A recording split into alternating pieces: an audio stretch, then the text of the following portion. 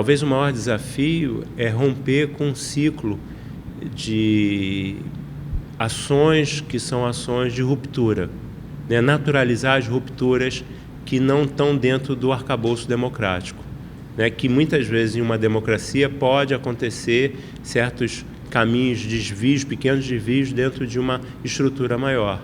Então, se a gente começar a entender que o voto ele não tem esse peso todo, porque você acaba criando uma rotina de ruptura quando um presidente eleito não está atendendo satisfatoriamente a parte da população, ou grande parte da população, mas principalmente a um grupo que tem o poder de destituir esse presidente, você começa a confundir a democracia e trazer uma instabilidade para essa percepção social do peso da escolha, da ideia de cidadania. Nós brasileiros, já temos uma dificuldade muito grande, se você pegar a massa da população, em criar uma relação de proximidade entre o Estado e sua ação cotidiana, sua relação com o espaço público.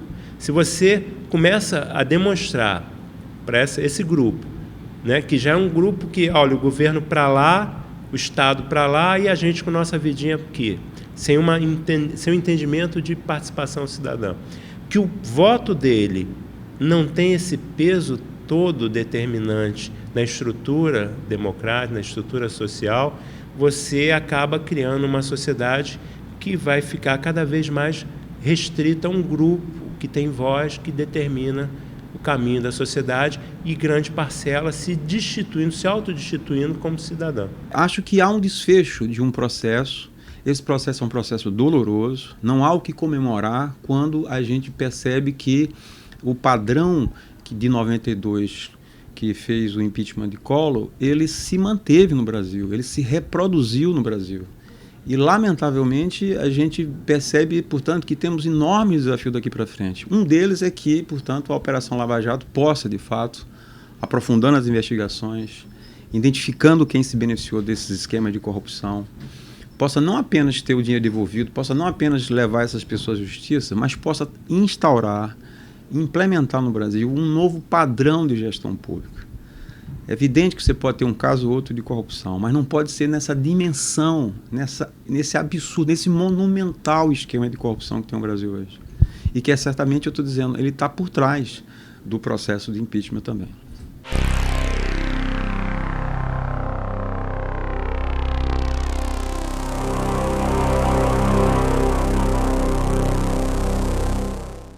Se percebeu que o presidente Ricardo Lewandowski já tinha preparado minuciosamente, com muita antecedência, a questão de defesa de que poderia haver duas votações.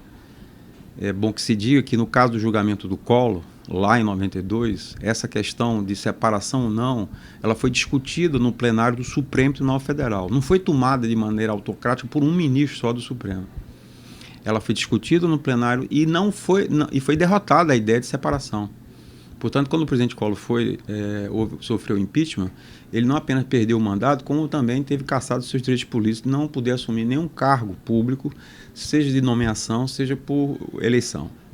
Então, surpreendeu ontem porque é que a parte do PMDB, que é liderada pelo Renan Calheiros, apoiou a proposta do PT e terminou, portanto, fazendo com que você tivesse uma questão aí extremamente difícil de entender para qualquer cidadão comum.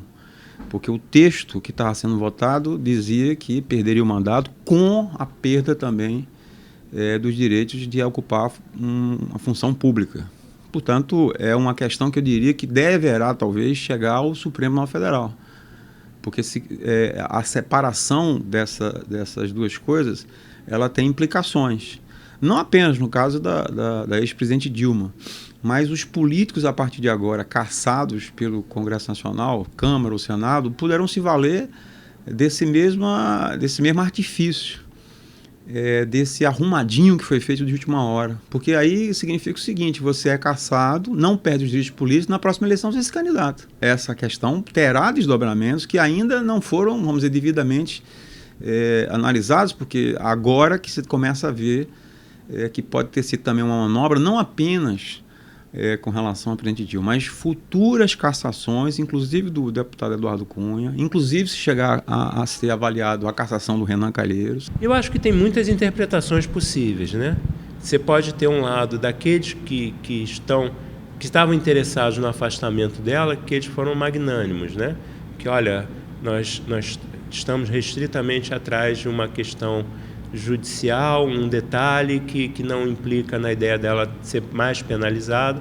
Se você ler de outro lado, você pode ler também que houve um reconhecimento de uma injustiça muito grande e que penalizá-la de maneira como recomendava a própria Constituição seria algo muito pesado. Então, seria muita injustiça. Então, já que cometemos uma injustiça de um lado, vamos dar uma compensação de outro. Então, depende do ponto de vista que você possa fazer a leitura.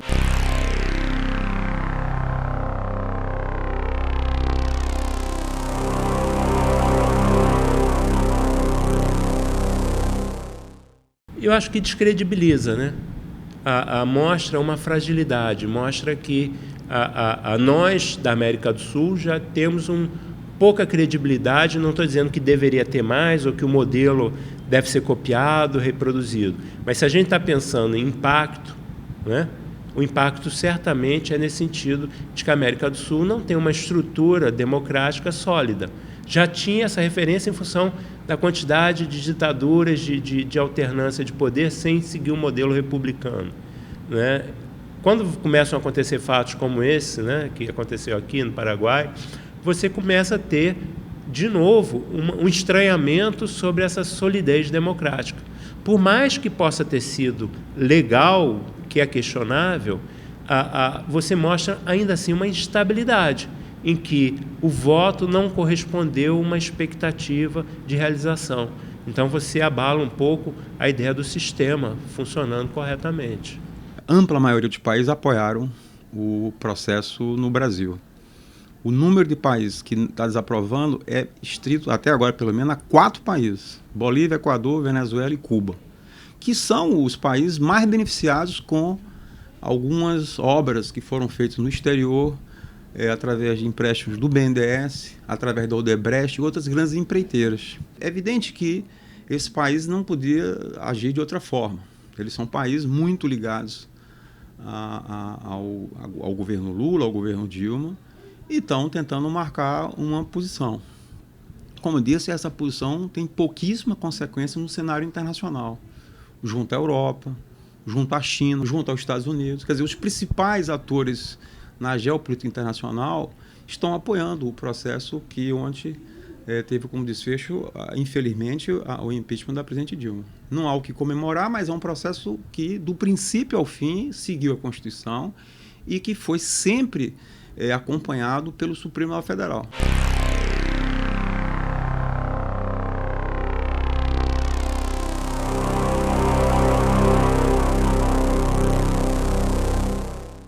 O Collor foi eleito no segundo turno e também sofreu impeachment. O impeachment é sempre para quem está eleito. Não existe. Se você dissesse, não, mas não se deve fazer impeachment para quem foi eleito, porque isso seria caçar o voto de quem elegeu. Bom, então tira a figura do impeachment da Constituição. Ela não seria aplicada em nenhum caso. Só existe impeachment para prefeito, governador, presidente e autoridades que têm cargos eletivos. Portanto, essa questão não pode ser colocada nesses termos. A questão que eu acho que, de alguma maneira, está perdendo o fôlego é a ideia de que houve um golpe. Como eu disse, houve a apresentação de um pedido de impeachment contra a presidente Dilma. Aliás, não houve só um, não. Houve vários pedidos de impeachment que foram feitos em relação a ela. Um deles foi aceito e passou por toda uma tramitação, que levou quase 9 meses, ou seja, você teve ali novamente a aceitação do pedido, criou-se uma comissão na Câmara dos Deputados, esse relatório foi aprovado, foi a plenário, o Supremo criou uma figura de que o Senado teria que votar se iria aceitar aquela decisão da Câmara, e assim foi feito. Aí, depois que houve essa aceitação, foi criada uma comissão do impeachment no Senado, outra comissão, que analisou, que teve direito à contraditória, à defesa, e aí esse relatório foi ao plenário do Senado, e ali foi decidido se haveria o julgamento de acordo com o relatório da comissão de impeachment. Foi decidido que haveria. E aí, finalmente, foi marcado o julgamento. Portanto, foi um processo longo que seguiu a Constituição brasileira e, principalmente, seguiu aquilo que foi determinado pelo Supremo Federal. É bom lembrar que dos 11 ministros do Supremo Federal, 9 foram indicados por Lula e por Dilma. Imaginar que eles estavam tentando estabelecer, quer dizer, uma teoria conspiratória, que esses 9 ministros estão aí a serviço de um golpe contra Dilma, é difícil de acreditar. Do mesmo jeito é difícil de acreditar que os conselheiros do Tribunal de Contas, que por 9-0 rejeitaram as contas da Dilma de 2014, façam parte de um golpe, porque os conselheiros também, a sua grande maioria, foram indicados por Dilma e por Lula. Eu acho que a própria argumentação da maior parte daqueles que apoiavam o impeachment apresentam que o ato ilícito que tenha acontecido, ele foi hiperdimensionado, né? No sentido de que foi preciso agregar a toda uma ideia de não governabilidade, a ideia de uma estrutura muito maior de erros na economia, erros no campo político, para dar uma validade, né? Uma ideia de legalidade, uma ideia de justiça ao ato. Então, a própria argumentação daqueles que eram a favor já era uma argumentação que reconhecia em si que havia uma pena muito mais alta do que o ilícito, se é que houve ilícito cometido. Então, nesse sentido, sim, tem aí uma óbvia desculpa, no sentido de se desculpar, né, dizendo, olha, a gente está tentando minimamente contra a norma democrática que a gente estabeleceu, mas a gente está fazendo isso por uma boa causa. Está entendendo? A argumentação é muito essa.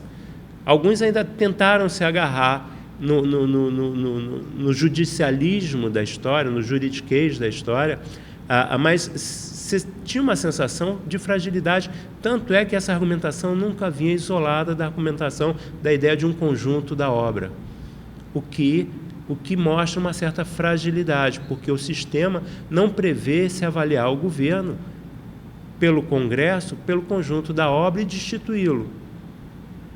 Mas, de alguma maneira, o sistema encontrou brechas para, tendo um fim, encontrar um meio que não é o meio que estabelece aquele fim, que não é reconhecido como o meio correto, mas que havia brecha para se chegar ao fim que se desejava.